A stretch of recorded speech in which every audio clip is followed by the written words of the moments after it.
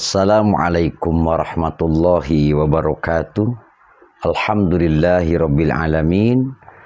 Allahumma salli ala sayyidina Muhammad wa ala alihi wa ashabihi ajma'in, amma ba'du. Pemirsa, para sahabat, saudara-saudaraku dimanapun berada, mudah-mudahan dalam keadaan sehat walafiat, tanpa kurang suatu apapun, diberikan kelancaran dalam segala urusannya, diberikan rezeki yang melimpah dan berkah. Juga moga-moga bisa tercapai dan dikabulkan hajat dan cita-citanya. Pada video sebelumnya kita masih membahas tentang nama bayi atau seputar nama bayi. Di kesempatan ini akan menyampaikan bagaimana kalau mengganti nama. Sudah diberikan nama sejak kecil, tapi kadang-kadang ada ketidakcocokan, ingin mengganti dan lain sebagainya. Lalu bagaimana hukum mengganti nama itu?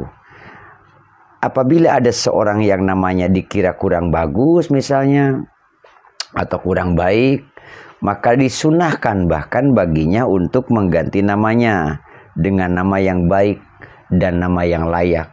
Cuman mungkin kalau sekarang di era administrasi agak ribet-ribet juga ya, karena harus dirubah dengan segala macamnya. Kenapa disunahkan? Sebab mengganti nama yang kurang bagus dengan nama yang lebih bagus adalah suatu yang sangat dianjurkan dalam agama. Sebagaimana yang diungkapkan oleh Imam Nawawi di dalam kitab Majmu' Syarah Muhadzab, As-sunnatu tagyirul ismil qabih li hadisis sahih alladhi dakarahul musannif anna nabiyya sallallahu alaihi wasallam ghayyara isma Asiyata.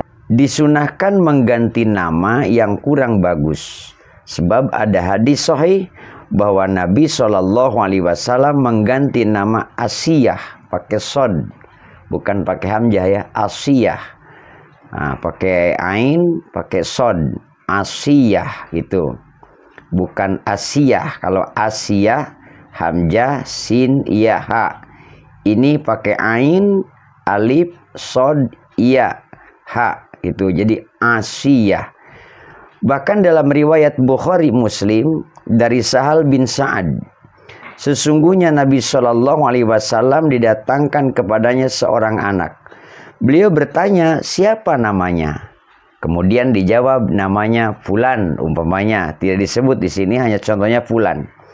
Lalu Nabi berkata, oh jangan. Nama dia sekarang Al-Mundir. Artinya Nabi mengganti dengan nama Al-Mundir dari nama Fulan. Fulan itu di sini tidak disebutkan, Fulan itu secara umum saja. Artinya disembunyikan nama yang dimaksud siapa. Nah, artinya mengganti nama itu apabila itu kurang bagus dalam makna, apabila kurang bagus didengarnya, maka itu adalah sunnah sebagaimana yang dijalankan Rasulullah Shallallahu alaihi wasallam. Lalu bagaimana kalau memakai nama kunyah? Kita nyebutnya kunyah ya, kunyah, nama kunyah. Harus sebagian kaum muslimin ada yang menggunakan nama kunyah, yaitu nama yang diawali dengan kata abu atau nama ummu. Sekarang yang populer itu abi, umi gitu kan ya. Artinya dalam bahasa Indonesia itu bapak, ibu, ayah, bunda gitulah.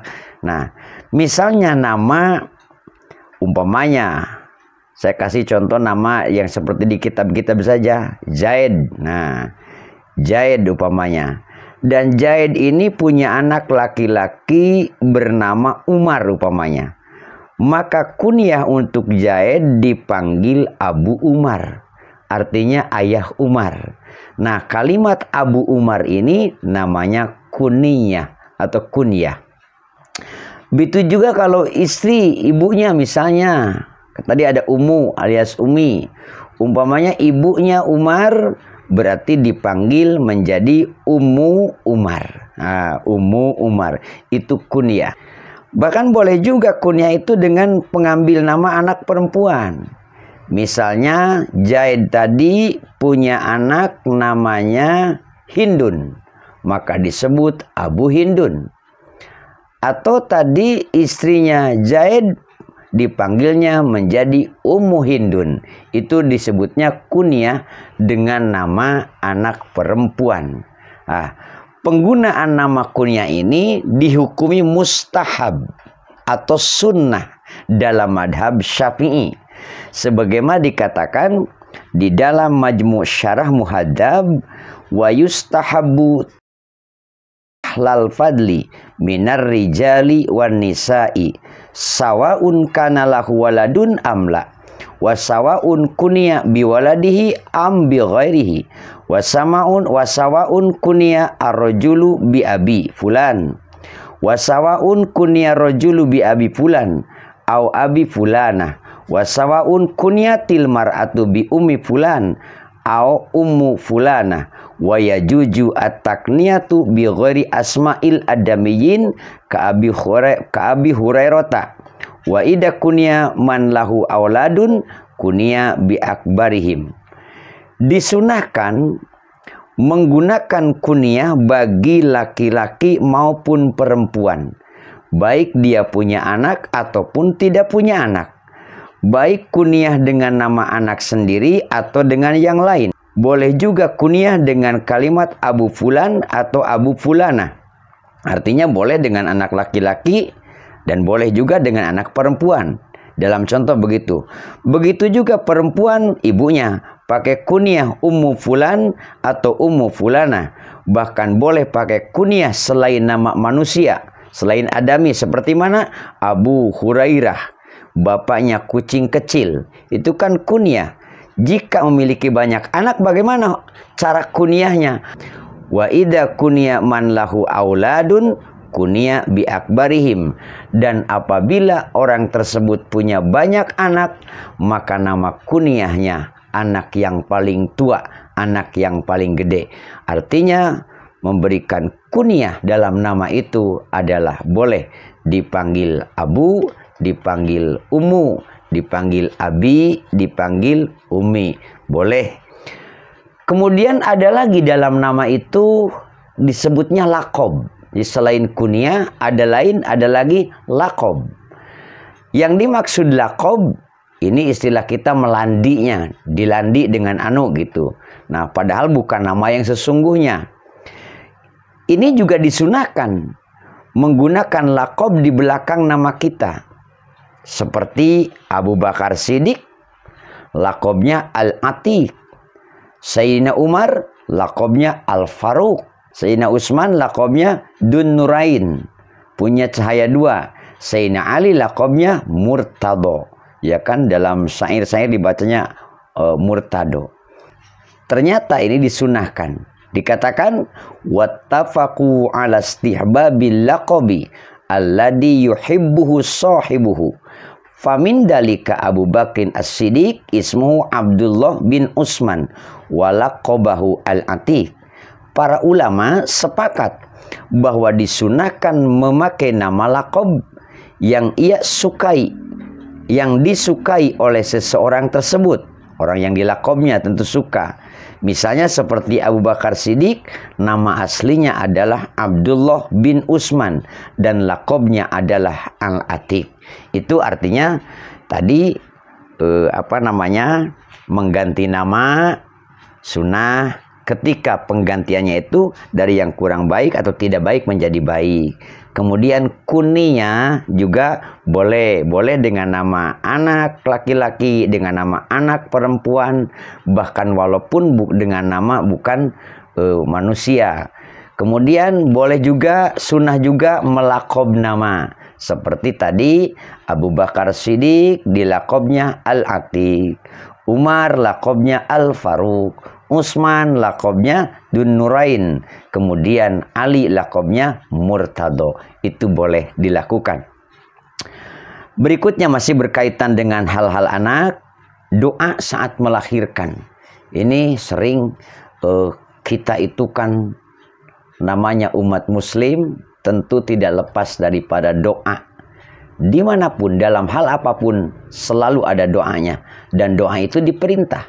Dan karena itu perintah maka menjadi ibadah. Saat-saat genting bagi ibu hamil, kan genting ibu hamil itu ya, terutama saat melahirkan. Masya Allah, kalau yang pernah menyaksikan melahirkan tuh, waduh, Masya Allah, gemeteran yang lihat ya. Saat-saat genting disebutnya. Nah, saat hendak melahirkan sang bayi itu, rasa mules yang sangat luar biasa. Katanya, kan saya belum pernah melahirkan ya. Hanya menyaksikan pernah, bukan pernah merasakan gitu ya. Pernah melihat. Nah, sakit, katanya kan gitu ya, sakit.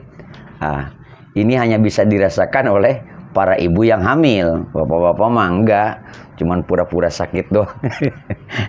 Cengar-cengir gitu paling ya. Masya Allah. Nah, saya sudah pernah menyaksikan, menemani melahirkan. Masya Allah, luar biasa. Nah, di dalam agama itu, alhamdulillah, syariat Islam itu mengajarkan beberapa dzikir, beberapa doa agar Allah Subhanahu wa Ta'ala memberikan kemudahan pada saat melahirkan. Ini namanya berdoa ya. Semua ketentuan tentu pada Allah Subhanahu wa Ta'ala.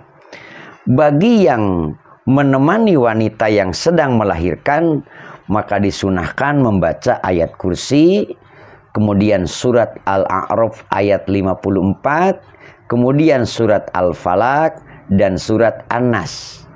Ini dikatakan ada dalam kitab Adhkar An-Nawawi dari Fatimah radhiyallahu anha, bahwa sesungguhnya Nabi SAW memerintahkan kepada Ummu Salamah dan Zainab binti Jahsy untuk membaca ayat kursi, surat Al-A'raf ayat 54, kemudian surat Al-Falaq dan surat An-Nas di hadapan Fatimah saat ia hendak melahirkan. Yang mana surat Al-A'raf?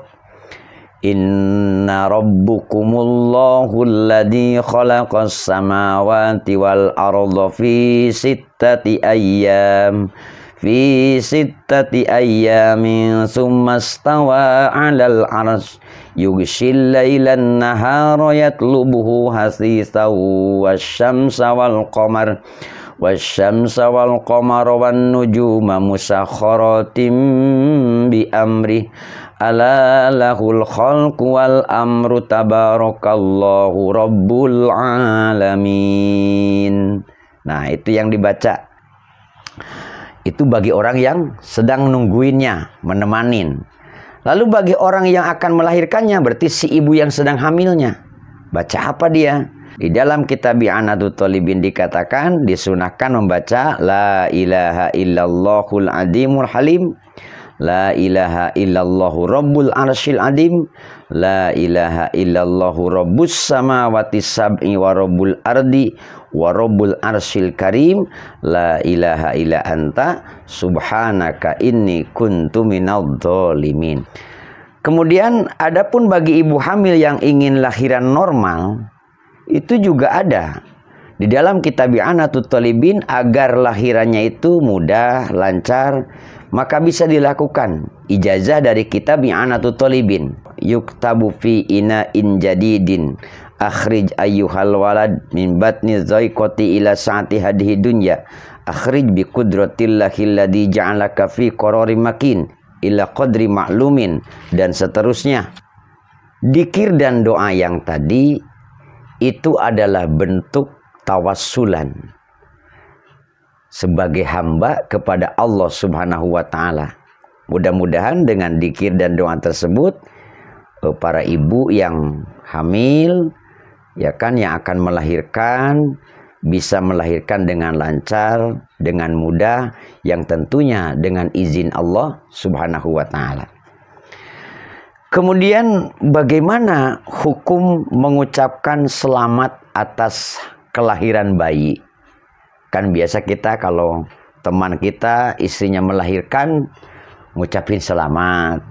Nah, atau sama-sama ibu-ibu kepada ibu yang melahirkan juga mengucapkan selamat. Nah, kita mendengar kelahiran seorang bayi dari teman ataupun saudara, maka itu hukumnya disunahkan untuk mengucapkan ucapan selamat atas kelahiran dan mendoakan kebaikan untuknya. Sekarang mah udah gampang nyari doa-doa itu ya. Nah, ucapan selamat boleh dengan apa saja. Doa pun demikian, boleh dengan doa kebaikan apa saja. Ya kan, tidak bisa nih doa yang khusus, barakallahu fil mauhub dan segala macamnya, nggak bisa. Yang penting dengan doa kebaikan, dengan bahasa yang kita bisa, boleh-boleh saja. Selamat atas kelahiran putranya, selamat atas kelahiran putrinya, mudah-mudahan sehat, panjang umurnya. Nah itu boleh, seperti itu. Itu disunatkan. Setelah bayi itu lahir, maka akan menjadi kewajiban kepada orang tuanya. Kewajiban orang tua terhadap anak, tentu sebagai orang tua hukumnya wajib untuk mendidik anak-anaknya, untuk mempelajari ilmu agama agar mereka menjadi anak yang taat, anak yang soleh dan solihah. Di antara kewajiban orang tua kepada anaknya sebelum putra-putrinya baligh adalah mengajarkan ilmu fikih, khususnya bab toharoh, bab sholat, bab puasa. Bahkan dalam referensi yang lain dikatakan bahwa awalu wajibin alal insani ma'rifatun ilahi bistiqoni. Yang pertama itu mengajarkan keimanan, mengajarkan ketauhidan. Tentu caranya dengan cara yang bagaimana untuk tahap anak-anak. Misalnya putra-putri kita dikenalkan dengan dzikir la ilaha illallah. Kan sejak bayi itu yang belum bisa ngomong juga kalau orang tuanya ngajarin dzikir, ayo la ilaha illallah, gede-gede kepalanya, atau sedikit-sedikit dia juga mengikuti. Ini salah satu pendidikan keimanan. Nah, berikutnya yang tadi, belajar toharoh, wudhu yang benar, mandi yang benar, sholat yang benar, mengajarkan puasa. Kenapa minimal hanya 3 bab ini? Toharoh, sholat, puasa. Karena 3 bab ini sangat penting sekali bagi mereka. Yang mana ibadah keseharian mereka adalah tidak akan lepas dari 3 kewajiban tersebut ketika mereka sudah baligh. Yaitu bersuci, sholat, puasa. Makanya ini ditekankan harus diajarkan dengan benar kepada putra-putrinya. Ini kewajiban orang tua, bukan kewajiban yang lain. Tapi kalau orang tua tidak mampu, maka putra-putrinya antar ke majelis taklim, anterin ke ustadznya supaya diberikan pelajaran itu. Masuk ke madrasah diniyah dan lain sebagainya ya, yang mendukung untuk belajar ilmu agama. Jangan sampai anak kita sudah baligh tapi belum bisa wudhu yang benar. Asal-asalan saja. Belum bisa sholat yang benar. Belum bisa puasa yang tepat seperti apa. Padahal masalah ini hukumnya adalah wajib atas mereka untuk melaksanakannya. Karena mereka sudah masuk umur baligh nantinya. Oleh karena itu, ajarkanlah kepada putra-putri kita minimal 3 bab tadi. Yaitu tentang toharoh, bersuci, tentang sholat, tentang puasa. Apa yang disampaikan oleh Imam Nawawi? Qala asy-Syafi'i wal ashab rahimahumullah. Alal abai wal ummahati ta'limu auladihim. Imam Asy-Syafi'i dan para ulama Syafi'iyah mengatakan bahwa wajib hukumnya bagi orang tua mengajarkan anak mereka ilmu yang membantu mereka setelah baligh. Maka wajib bagi orang tua mengajarkan bab toharoh, bab sholat, bab puasa, dan yang semisalnya. Insya Allah, apabila orang tua kepada putra-putrinya mengajarkan itu dengan benar, maka putra-putrinya pun akan melakukannya dengan baik. Intinya mudah-mudahan kita semua diberikan kemampuan oleh Allah Subhanahu wa Ta'ala. Dan bagi yang tidak punya kemampuan untuk mengajarkan toharoh, sholat, puasa, ilmu agama lah, ilmu keimanan, maka jangan segan-segan. Putra-putrinya antarkan ke majelis ta'lim, antarkan ke tempat pengajian, diwakilkan, dititipkan kepada gurunya, supaya diajari hal-hal yang penting. Karena nanti setelah baligh, itu akan menjadi kewajiban mereka. Semoga apa yang disampaikan tentang akikah dari awal sampai sini, mudah-mudahan ada manfaatnya. Wassallallahu ala sayyidina Muhammadin wa ala alihi wa sahbihi wasallam. Walhamdulillahi rabbil alamin. Wassalamualaikum warahmatullahi wabarakatuh.